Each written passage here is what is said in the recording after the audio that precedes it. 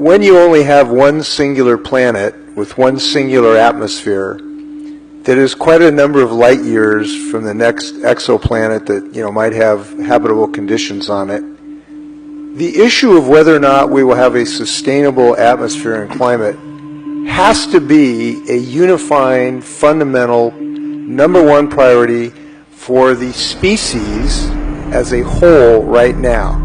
Because of all the other problems we have, no matter if we solved every problem from acne to, you name it, speeding, that would be totally useless without a sustainable system. And our system that now sustains basic life on the planet is in dire jeopardy.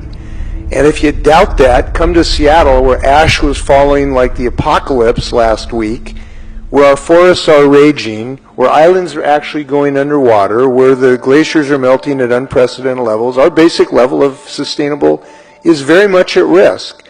And it's difficult for people in public life to talk in these apocalyptic terms, but it is the case. And I've been thinking about a new way of talking about climate disruption. I spent a lot of time in my life as governor declaring emergencies when the Wenatchee National Forest is burning down, declaring emergencies when a whole mudslide, a mountain collapses during the biggest rainstorms we've had. I'm tired of declaring temporary one-off emergencies. We've got to look at this as a planetary emergency. And there is no other way to think about it that is adequate to the task at hand.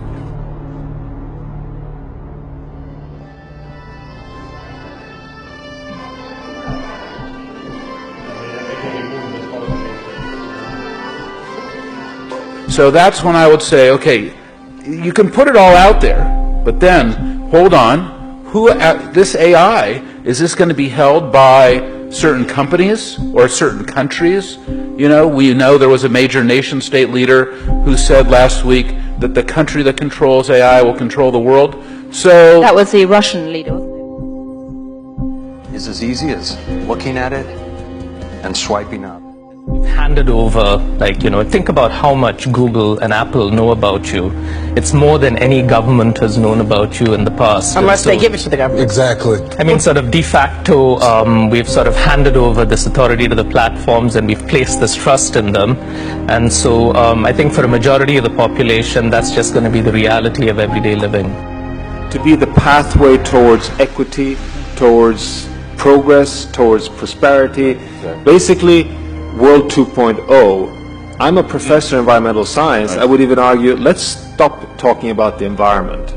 I mean, there's no such thing really as the environment. What we're talking about is human prosperity, human well-being, and human equity of us as a world to survive and prosper on this planet Earth. People like to sort of withdraw from connecting it to climate change, going, this is not because of climate change, or you can't attribute climate change to any single weather event, which is true, technically, strictly speaking. But we know that the severity and intensity and frequency of these climate events have been rising over the last few years. Dangerous wildfires exploding in California. It's closing in on homes. Wildfires lighting up the skies in Southern California. It was a tornado of embers going through here. I've never seen anything like this. This is the sound and the sight of firefighters losing ground in the suburbs of Los Angeles. A major earthquake that has rocked central Mexico.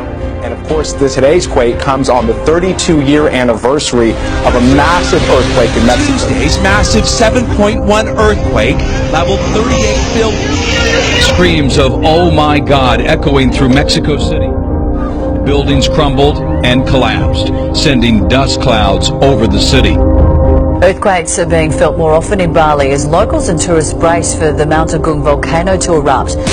After storming through the Caribbean, Hurricane Maria slammed Puerto Rico on Wednesday, the 10th strongest Atlantic hurricane ever recorded. After Hurricane Maria ripped apart the island's entire power grid. Now families across the island trying to prepare for the humid darkness of life off the grid. Is it possible to project what will happen with these weather events in the future? Will they continue to get more intense? So, I mean, I think the projections and the signs are showing that the intensity of these types of events will increase. Second, let me speak to the accelerating progress we're seeing in artificial intelligence. Over the last 5 or so years, we've seen amazing progress in automation, machine learning, and AI. Whatever Estonians do as citizens these days, it's likely to involve their e-card. This is how Estonia works. Everybody has a card to access public services online. And here's something for the philosophical among you to ponder on. Estonia has basically embarked on an experiment that certainly smudges, perhaps even erases, the connections between state and country. If the state's functioning components can be sent down a fibre optic cable to work perfectly well from the other side of the world, well, will the states of the future need a fixed location at all? This way, the government also knows more about its citizens. To many in Europe, this idea of an all-knowing state is a big worry. Digital ID is part of every regular ID card in Estonia already for the last 16 years. You know, digital identity is automatically created at the birth. A doctor enters the details of a birth into the system, and without the doctor herself recognizing this, in the background the system is creating digital identity for a baby. Parents later add the name, of course, without going to any office, and the digital citizen is born. Forget the cash or the plastic. Now your payment option is right at your fingertips, literally. Customers at the Cost Cutter supermarket at London's Brunel University are the first in the world to pay for their groceries with finger vein scanners. But today, this shop became the first supermarket on the planet to use the new technology. Another step, or finger to be precise, towards consigning cards and cash to history. Works by using a small infrared scanner to detect unique patterns in the veins in a person's fingertips. The information is then linked to a customer's bank details. So digital services can offer seamless coming into this world, seamless life in Europe for all our citizens, if we take it in our hands to guarantee for them. But this is not the only thing which we need to do, of course. One thing is identity. One thing is digital services. So, do you think it's more inspiring or alarming overall to have this kind of technology available to us? Overall, it's pretty alarming because nobody really realized how it is changing our world, and nobody really realized the side effect it is going to have on our political regime, whether they are authoritarian regime or democracies.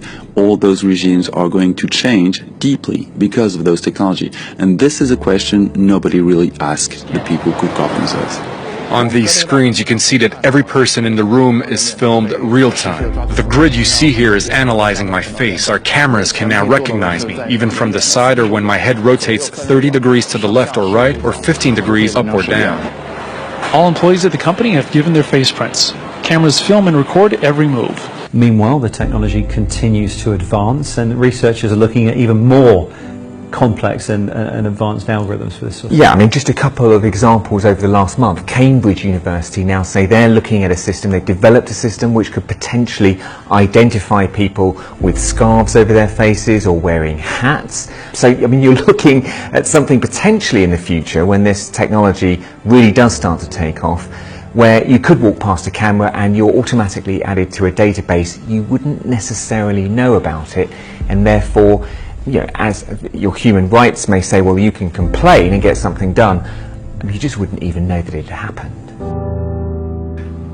You know, should we start thinking about this as AI as kind of a basic human right? You know, if you go over to the United Nations, you know, they have a wall with the basic human rights, the things that they believe in. Is this going to be so fundamental to our society that every country should have, every person, every company should have some kind of democratized access, that AI is a basic human right? And that is AI is not an SDG, you know, today, but should it be? Or should it be part of all the SDGs? It's hailed as progress, but also poses ethical questions.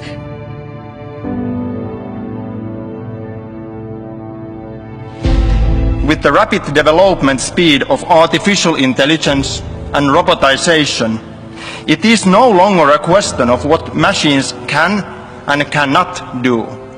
It is rather a question of what they should and should not do.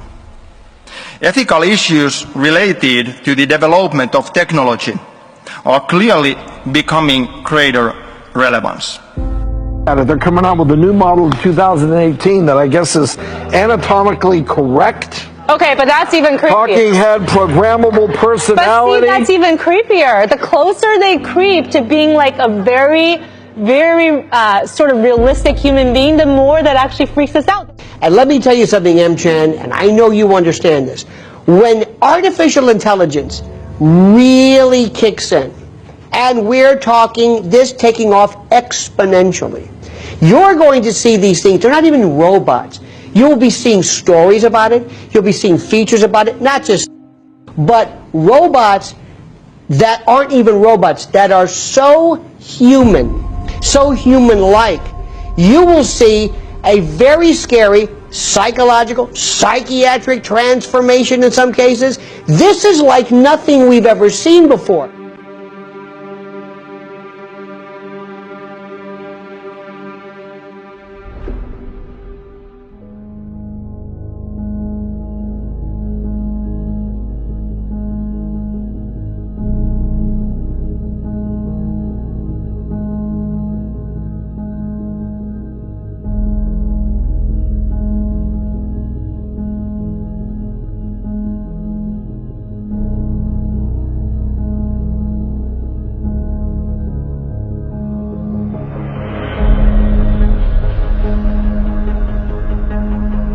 I think that artificial intelligence is a scary thing. And I actually, look, I'm not an alarmist usually, but when Elon Musk says, look, artificial intelligence is the scariest threat to human society, I'm going to listen to him because he's smarter than I am. He may not be perfect, but, you know, at some point, I'm not thinking.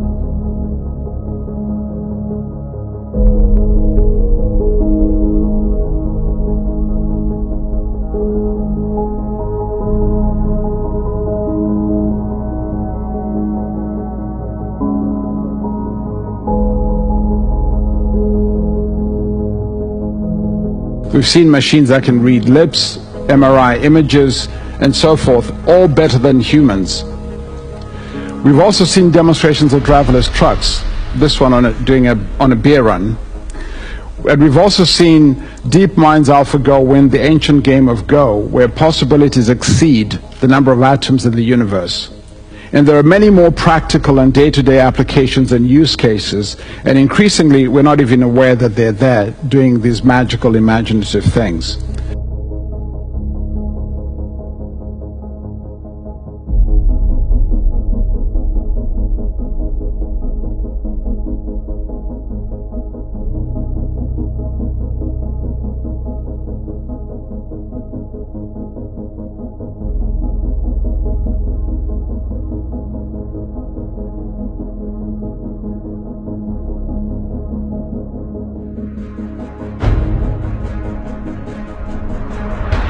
It's high tension in the streets of St. Louis for the third night. So proudly we hailed at the twilight's last gleam. The battlefield in Syria is immensely complicated. There are Syrian government troops, government opponents, Islamic groups, and many militias, all of which are backed by different foreign powers. Syria now, where Bashar al-Assad's regime says Israeli warplanes have targeted a military... But also indicates that Israel may be taking a stand in a war that it's mostly stayed out of until now. The new reality with having plans to produce weapons, Iranian weapons, so close to our borders, we are talking about, a few miles after all, that it completely changes the equation. It's going to be a threat in the future. They're building factories, surface-to-surface missiles. You don't want to be at the point we are now with North Korea, where the only options are military options. North Korean nuclear weapons and missile development threaten the entire world.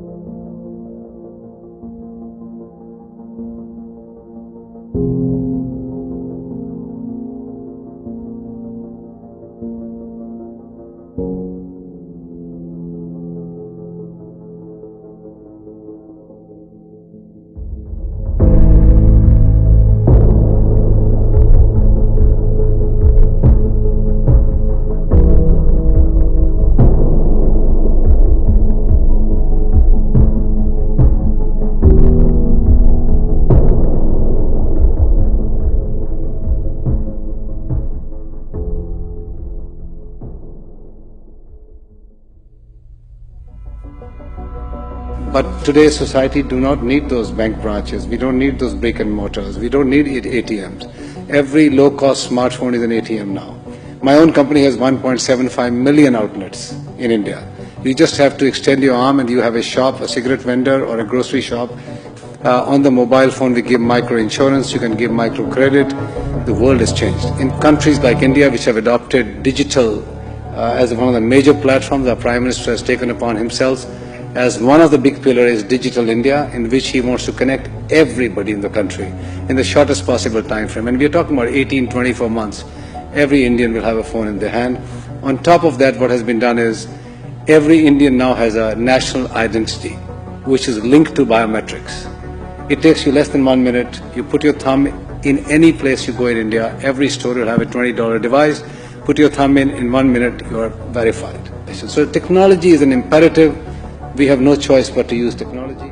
In China, Alibaba recently premiered their Smile to Pay system at a KFC store. But unlike our passports, PIN codes or passwords, our faces are on public display pretty much all of the time. And that makes it possible for the authorities, or anyone else, to automatically identify us in any public space. Something which you may not be surprised to hear they're quite interested in doing. And to simply say, I have nothing to hide, therefore I have nothing to fear, is to unconditionally submit to powers of government that are unchecked. And that is to say, whichever flavour of government comes in, would we be happy with biometric surveillance on our streets? I don't think we would.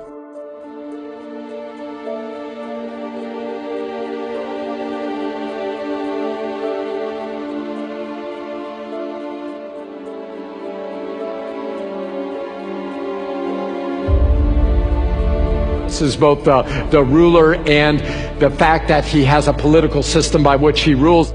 The greatest orator, politically speaking, this world has ever seen. He's a deliverer. He's a consummate problem solver. He is winsome. He is charismatic. He is powerful in both word and deed. And no doubt he comes in and dissolves religious tension, as in some ways he's probably all things to all men, quoting Muhammad and Jesus and Krishna and every other influential religious person who's ever lived, and somehow bringing everybody together because he is, in the mantra of our age, spiritual without being religious. And he comes. What will he be like? That would usher in, if you didn't have the wars and you didn't have the religious tension and you had the free flow of goods and commerce, it would usher in a time of worldwide, global, economic prosperity unlike the world has ever known. And the world would welcome that. Jesus is saying that day, the Bible is teaching that day is coming.